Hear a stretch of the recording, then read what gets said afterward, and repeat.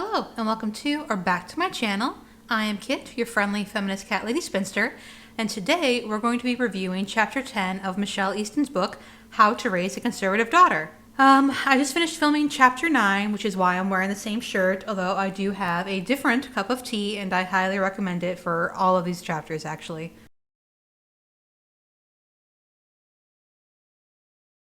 Told myself I would never get emotional on my channel, but I just want to say that Michelle Easton has mentioned several times about how England was socialist before Margaret Thatcher, and she got to see the consequences of socialism up close because of the study abroad that she did there. And I have some family still in England, and one of my cousins was born in the 50s, just a few years after Michelle, and I was planning to ask her, is England socialist? What do you think of Margaret Thatcher? Because I, for one, would trust the opinion of someone who's actually British about Margaret Thatcher rather than an American with our weird notions about socialism and all that.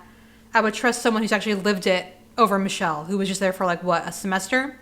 But yesterday, my mom told me that she passed away, which was a shock because I had just messaged her last week. She didn't seem that old. She's only in her 60s. So, yeah.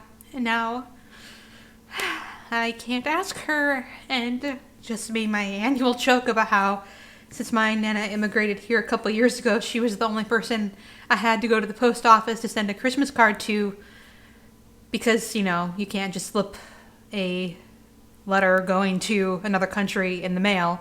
Well, maybe you can, but I've always worried about being short of postage, so I always went to the post office to do it, and it was only for that one letter after Nana came here, so yeah, I don't know.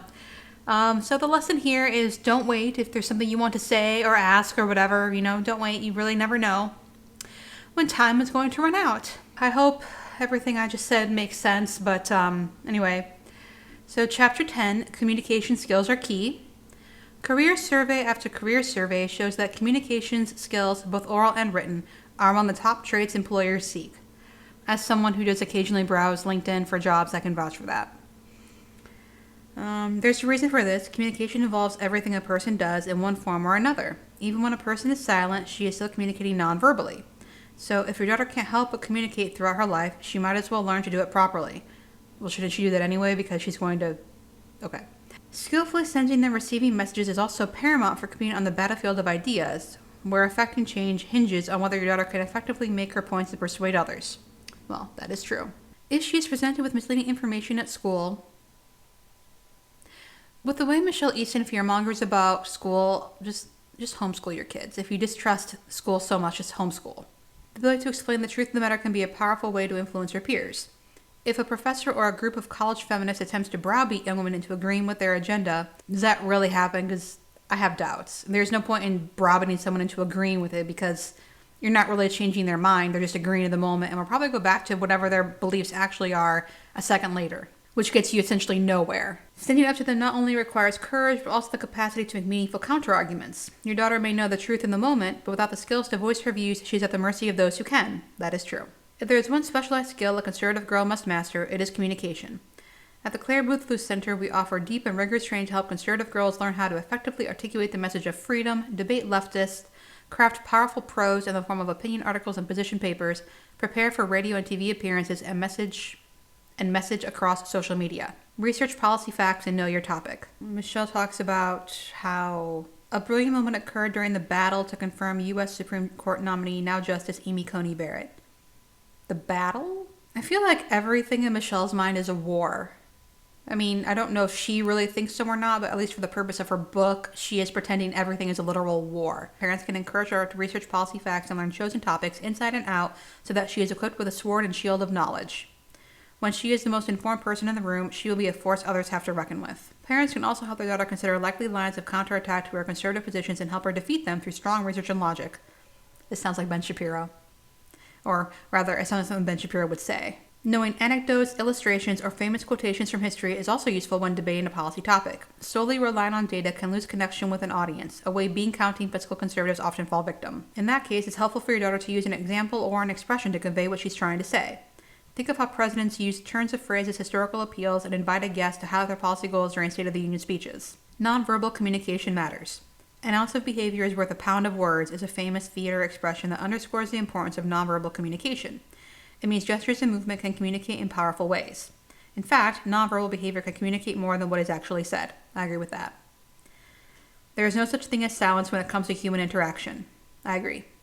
Words are only one aspect of sending and receiving messages. Silence can say a lot, and body language expresses subtext that may be more revealing than dialogue. An instructive example of this happening in public policy occurred in the 1992 presidential campaign when George H.W. Bush was seeking a second term in the White House.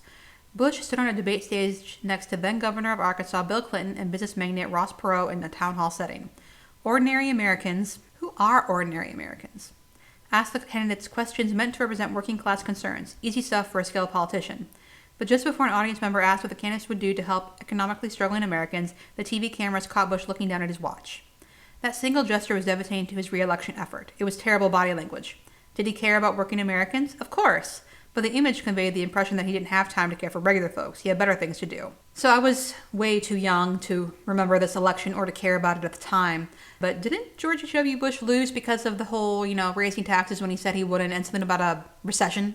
8 years later, the tables turned when Al Gore committed a nonverbal faux pas. Gore was a skilled communicator who was locking horns with George W. Bush, who was definitely not a skilled communicator, on the presidential campaign trail. During their first official debate, Gore sighed loudly into his microphone and rolled his eyes while Bush was talking. Many viewers got the impression that he was condescending and arrogant, a critique that still exists to this day. I was still too young to know or care about that, but I don't remember anyone saying that Gore was condescending and arrogant, let alone not back then and still not today. But I'm sure people older than me could probably chime in on that matter. The point is that nonverbal communication matters because it shapes perception. That is true.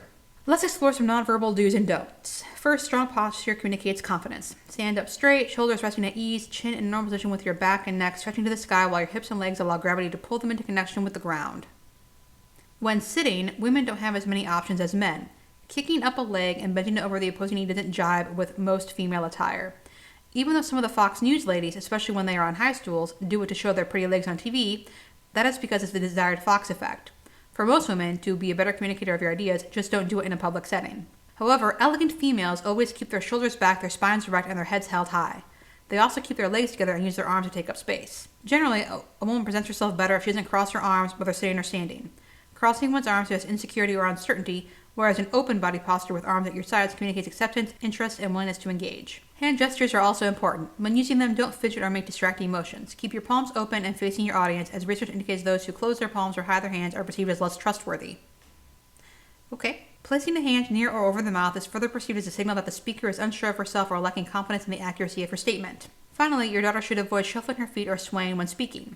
Distracting foot and body movements should take the focus off what she is saying and put it on her shoes and body. She may be wearing a fabulous pair of shoes, but shoes are made for walking, not persuasive communication. Mastering the art of public speaking. As in anything else, some speakers have more natural ability than others. If your daughter is lucky enough to possess a rich voice, or if she has developed in a way that lends her to outwardly expressing herself, that's great. If not, that's fine too. Giving a speech is a skill that anyone can learn if she does practice, practice, practice. President Ronald Reagan was known as the Great Communicator because he had an incredible knack for connecting with the American people. But he also spent a lifetime speaking in the public eye. The irony of public speaking success is that you have to rehearse over and over again for your speech not to sound rehearsed. That's true. Girls should also work on eliminating vocalized pauses in their public speaking or filler phrases like like, and you know. Would you take someone seriously if she said like 50 times in a conversation or you know with an upward intonation at the end of every other sentence? Vocalized phrases aren't just hard on the ears, they undermine the speaker's credibility by making her seem ill-prepared. That's true. When I edit, there's a lot of filler phrases that I edit out. The best technique to uproot filler words is a fun and silly exercise you and your daughter can do together. First, choose a word that you don't like the sound of. For example, the word kumquat. It just sounds weird. Next, any time your daughter uses a vocalized phrase during normal conversation, she must say the word out loud right in the middle of her sentence. This will be awkward and funny, a playful way to punish herself for using a filler phrase. It should sound something like this. So yesterday during lunch, Cindy and I were kumquat in the school cafeteria The point is that by raising her level of awareness, she could begin to teach herself to catch and reduce her vocalized pauses. Eye contact is also important. In fact, it reigns supreme. Why? Because eyes are the only soft tissue on the outside of the human body and they connect to the brain, revealing what's inside. When we look someone in the eyes, it expresses sincerity, confidence, and command of our material. Thankfully, modern technology makes that easy. Almost every cell phone comes with a camera, so record your daughter practicing her speech and then review it with her. So this is more like how to raise a conservative activist than how to raise a daughter. Being a liberal in debate. There's nothing worse than knowing you are right but being unable to articulate your position in an argument. The risk of embarrassment is enough to keep many girls silent, especially on college campuses where liberals have the luxury of having their politics and policy preferences as the default worldview of their community. Not if they go to the conservative colleges Michelle was shilling. Dare to think differently and you are asking for trouble. Your daughter will have to learn how to argue if she has to stand a fighting chance. Consider that good news. While liberals rest on their laurels, young conservative women can train for victory. A favorite loose speaker to instruct students on how to engage in and win a debate with a liberal is President Ronald Reagan's U.S. Treasurer, Bay Buchanan. In her talks to young women at Loose Center events over the years, Bay encourages young women to first pick an issue they really care about, to firm up what they really believe, and to learn everything they can about it. Bay often uses being pro-life as an example because it would be the same with any issue. Bay tells young women to seek out friends whom they know to be pro-choice and ask them why they believe what they believe. If things get a little heated, that's good. Their friends may raise points the young women don't know how to answer. This should lead them to read and learn more about the issue, maybe talk with someone who is more of an expert, maybe talk to someone who has had an abortion, or someone who expresses the idea that there are two victims in an abortion. It should lead them to talk to more pro-choices about life, to court different opinions, incorporating what they learn in their conversation with others. Bay's point is simple. When you get clobbered in an argument, that just means you are not well prepared yet. Bay tells everyone that by focusing on the false points that liberals make on a given topic, they will soon know far more. After just 4 or 5 at conferences like this, a girl will know the lion's share of the talking points liberals deploy against conservatives. She will have learned how to craft arguments that respond to those points. In other words, she will know how to debate the issue with success. It may take time and effort, but the confidence it bestows is worth it. This is how a girl influences others and changes lives. There are other logical fallacies your daughter can study and use to her advantage at an appropriate time. For example, a straw man argument is a classic tactic where the left misrepresents a conservative position and then argues against it. Conservatives don't like taxes because they'd rather see poor people suffer than part with a little extra money. Well, that's just not right.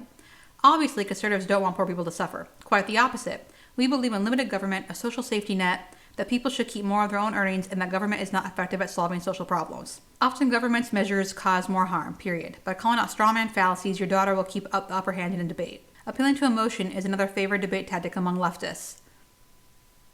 I'm pretty sure, I've been reading this book over 3 months, but I'm pretty sure in previous chapters Michelle has engaged in straw men. In fact, her idea of leftists and feminists and everybody that is not conservative is a straw man. I believe I mentioned in the video that we need to stop letting conservatives tell us what things they don't like are about, and this is an example of that right here. Instead of dealing the facts, they'll try to manipulate the emotions. They might encourage listeners to dismiss a conservative argument by arousing fear, hatred, or disgust instead of offering evidence. Well, your book here is pretty light on the sources, Michelle, so what are you doing? Pounding and yelling encapsulates so much of how liberals interact with young conservatives. I feel like Michelle is talking about conservatives the way she would like them to be, as opposed to how they actually are. Writing for success. It's said that the pen is mightier than the sword, although these days the keyboard seems to be the weapon of choice. Your daughter doesn't have to be a great writer to be successful. She only needs to develop strong writing skills to get her ideas across. This will not only benefit her in the here and now, but for the rest of her personal and professional life, while giving her more avenues through which to express her conservatism. Strong writing takes time and hard work. I'm sure your daughter is well on her way. But parents can help boost their daughter along by holding her to foundational principles. Let's see, clarity, cutting unnecessary clutter words, using passive voice rather than active voice is another common mistake for young writers. Keep adverbs and adjectives to a minimum while using action verbs to make sentences sparkle. Young writers overuse adjectives when they should use creative action verbs instead. So I mean, her writing advice is not bad, but I don't know. It's just like controlling everything to the minute in order to raise a strong conservative warrior, which is, I don't know, just seems kind of weird to me. She recommends a few classics on the craft of writing. Strunk and White's Elements of Style, Roy Peter Clark's Writing Tools, 55 Essential Strategies for Every Writer, William Zinzer's On Writing Well, the Classic Guide to Writing Nonfiction. And also she recommends Grammarly. Putting it together. Communication is constant. It's everything we do, whether spoken, written, or silent. The more skilled your daughter becomes at expressing herself, the more empowered she will be in life, as well as on the battlefield of ideas. Work with her. Encourage her. Get started today. The earlier she begins to learn public speaking and strong writing, the more effective she will be down the road. Right, and that is it for that chapter. Which was thankfully short, but I guess there's just not much fear-mongering really to be able to do about, public speaking and writing. To me, it's not really a parenting book. It's more of like a political book.